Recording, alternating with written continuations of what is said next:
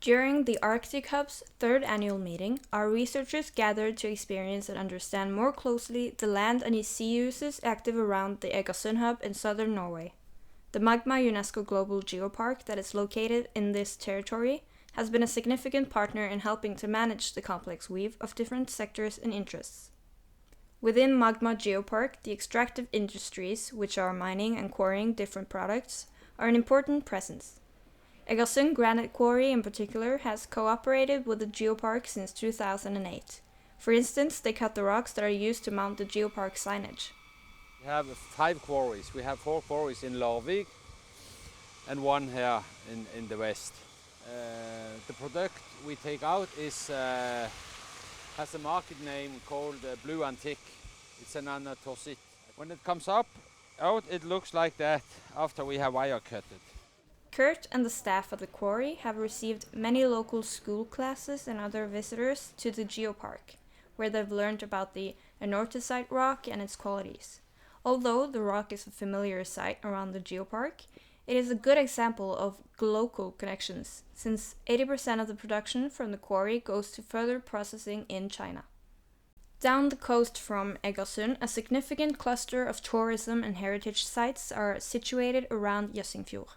A focal point that will soon be opening is the Jøssingfjord Science Museum. The Dalarna Regional Museum is the manager of the museum, which will become the principal exhibition and information center for Magma Geopark. The center building has been carefully designed and planned to blend with the landscape and present different heritage aspects.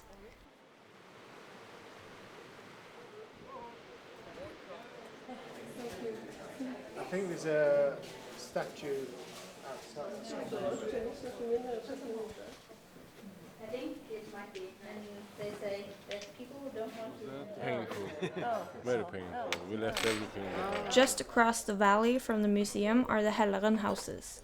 These are one of Magma Geopark's prominent locations, where 2 of the most known houses in Norway were built in the 18th century, nest under a large overhanging rock face. Archaeological excavations have revealed that human habitation here stretches back more than 6,000 years. This highlights the overlap between natural and cultural heritage in the area, a sustainable balance that the Geopark is keen to make when considering tourism in the area. The extractive industries in Egersund Hub are present in a number of different locations and at a variety of scales.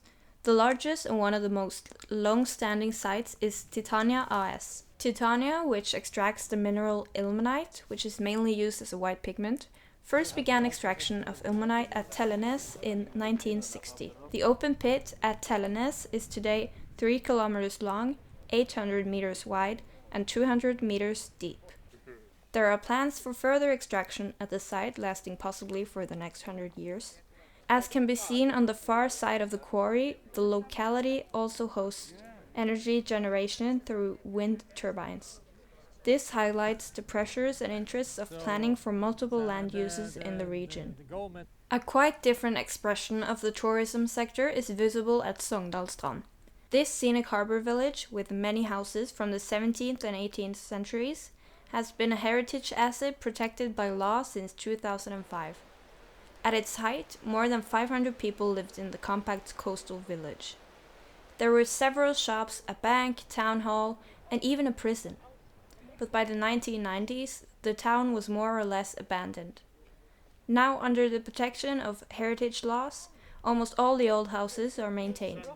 This action is complemented by the continued presence of a few small tourism and hospitality businesses that, alongside the support of the Geopark, allow for more than 50,000 tourists a year to visit the place. Aquaculture is another industry that has a strong presence around Egersund Hub. Flekkefjord Upper Secondary School's Blue Line plays an interesting role in this sector, with its role in helping educate and generate interest from the region's younger population and prepare some for possible jobs in the blue economy. The school has also cooperated with Magma Geopark in several educational projects and maintains close contacts with a number of aquaculture companies in the region. These diverse partnerships and collaborations also help to build up a more complete picture and understanding of where and how livelihood interests overlap, conflict, or complement. In addition to the presence of aquaculture in the waters around Flekkefjord, the waterways, coastline, and small islands play host to a range of recreational and touristic activities.